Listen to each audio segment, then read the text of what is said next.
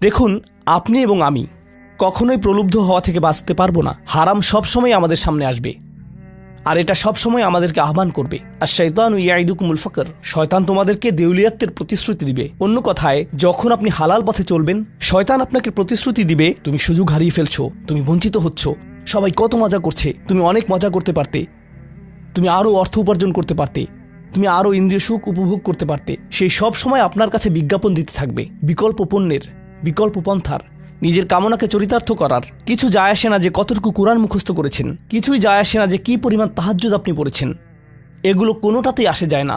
শয়তান থামবে না। দিন শেষে আপনি তো একজন মানুষই।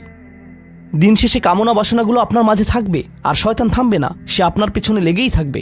শয়তানের একটা কৌশল আল্লাহ বর্ণনা করেছেন। তার মনস্তাত্ত্বিক কৌশলটি হলো জাইয়ানা লাহুমুশ